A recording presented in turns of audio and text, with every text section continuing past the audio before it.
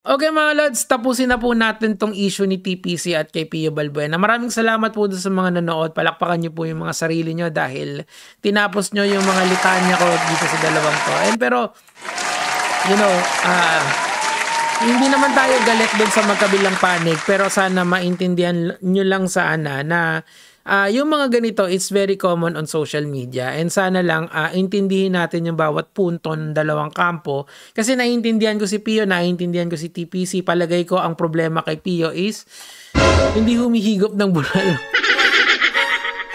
Okay, so basahin natin ito and then papakita ko sa inyo yung parang naging ending nung kay TPC. Maraming nagtagumpay na buhay matapos maghanap na mahanap ang sarili sa kanilang tambay moments, 'di ba? Well, totoo naman 'yun kasi tayo minsan down tayo, minsan nasa taas tayo, and paminsan tumatambay tayo. Naranasan niyo rin 'yun, yung wala kayong pera, wala kayong trabaho, tumambay kayo.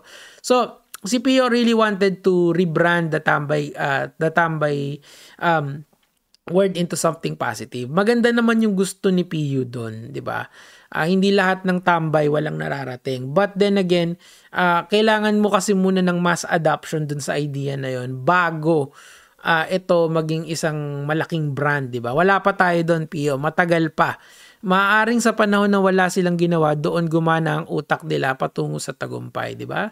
Sometimes yung mga idle moments natin ang doon tayo nakakahanap ng inspiration, 'di ba? Pag wala kang ginagawa, nagbabanjing-banjing ka, tumatambay ka.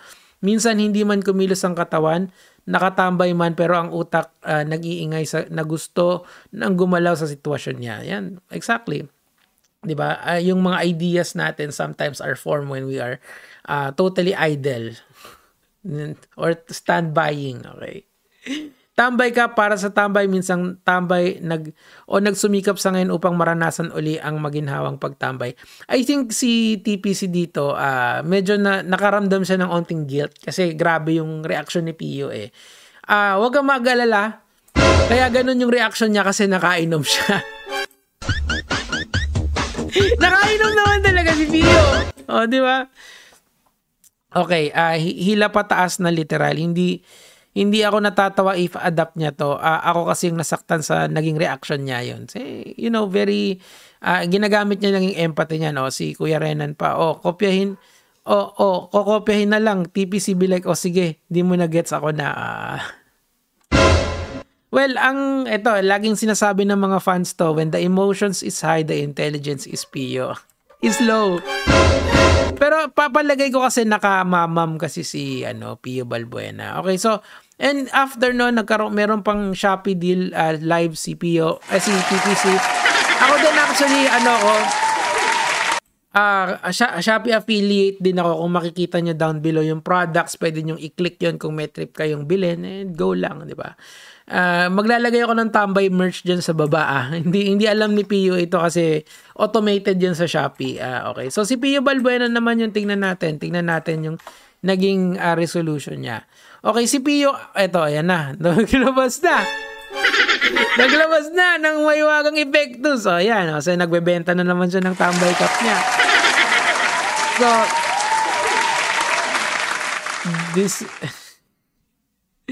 This is Bruce Wayne, 150k, 1 cent sa akin, Pio Balbuena. Okay, so eto na yung mga bibili daw nito. 135,000 pucha. Para sa ganyan 1-of-1 series. Easy money si Pio dito kung sakaling papaldo, di ba? So dito, ano ba to? Tambay Worldwide siguro. Panoorin natin. Si Kuya Jobert may show na naman. Sige, good luck kay Kuya Jobert. Si Kuya Jobert, minsan ko na rin nakausap yan, di ba? Pero, eto na. So, after kasi nung litanya niya, dumire-diretso siya. Ito sa tingin ko yung masasabi kong hindi niya talaga nag-gets kung ano yung ginagawa ni TPC. Si TPC kasi hindi naman parang ako yan or yung isa, di ba? Hindi kami hindi kami ganyan. Mas tamed yung commentary ni TPC. Ako, I'm trying to be a little bit more tame na hindi nagagalit. Kumbaga, relax. Gusto ko relax na lang din ako.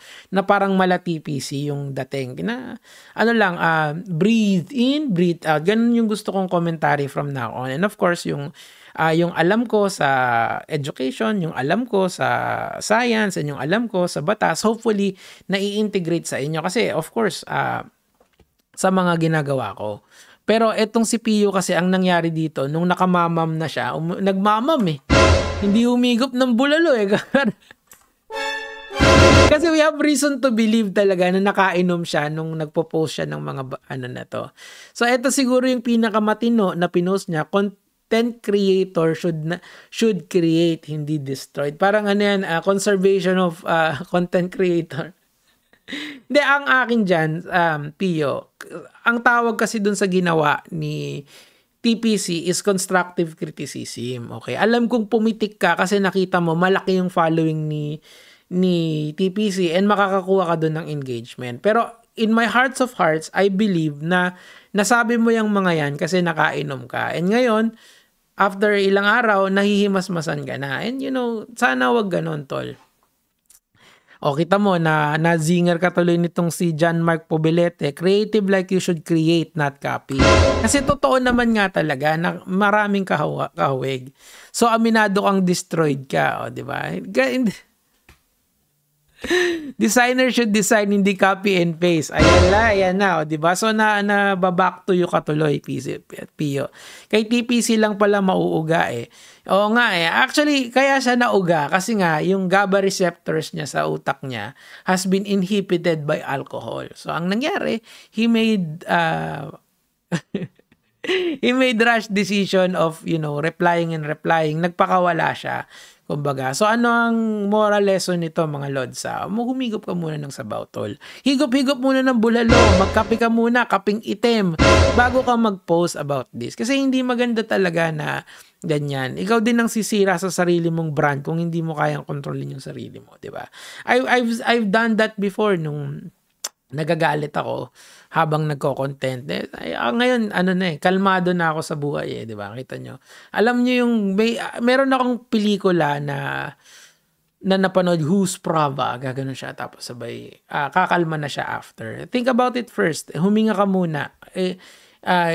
Bago ka mag-post, bago ka sumagot, take time. Kasi wala naman time limit talaga sa paggawa ng content. Especially doon sa reach ni Pio, doon sa size ni Pio, hindi naman kailangan talaga magmadali. Diba? Think about it, Bert. First, Tommy King, whoever giving you problem is a fool. You are a living legend and should always be celebrated. Thanks, Tommy. May fanboy pa Okay. Umiyak pa din si Pio. Okay. So, biggest iyakin ng August 2025 goes to Pio. Mga reseller, comfort nyo na. Diba? Content destroyer. Si Jared. Ayun lang, dami na yan. Alam mo, Pio, ako, I genuinely care for the safety of your family. Ito real talk talaga to Alam nyo kung bakit? Ito, I've said this kay Pio sa harap niya. Kahit na magkita kami, sasabihin ko sa kanya to. Pio, kapag ikaw ay nadali nung mga katulad nung design mo, kahit sabihin na nating hindi 100% pero katulad lang talaga at ikaw ay nadali nun, miski yung anak mo, na yung baon ng anak mo, baka hindi mo pa maibigay. Kasi yung demandahan ng copyright is worth millions of pesos, even millions of dollars. I'm just looking out for you, my dude. Hindi ako galit sa'yo.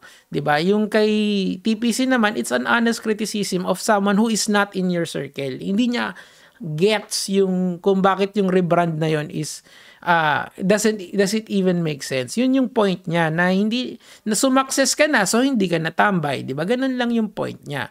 Ngayon ikaw, Pio, you are successful. Successful kang content creator. Ilan ka dun sa mga content creator dito sa social media na sumakses na sa buhay.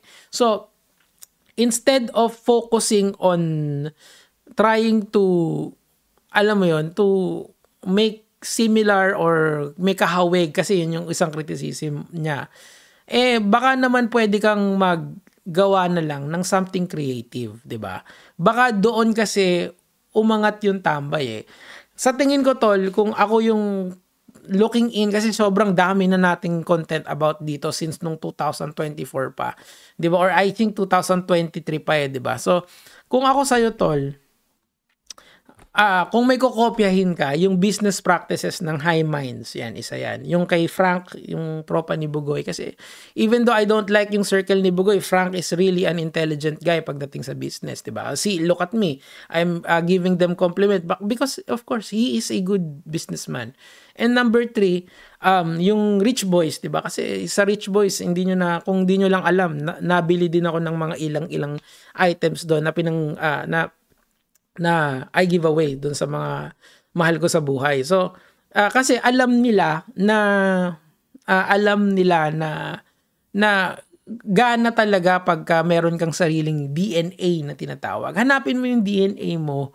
Meron na may tambay na meron ka ng platform for tambay Kailangan mo lang i-stretch out yon at palawakin pa. At ang daming creatives dito sa Pilipinas, ang daming matalino. Di ba? Just stop fucking copying, man. Baka makopyright ka or trademark infringement. O, yun lang naman po yung sa akin, TPC. Congratulations sa'yo sa pagpanalo dito sa case na to. Gaya mga lods.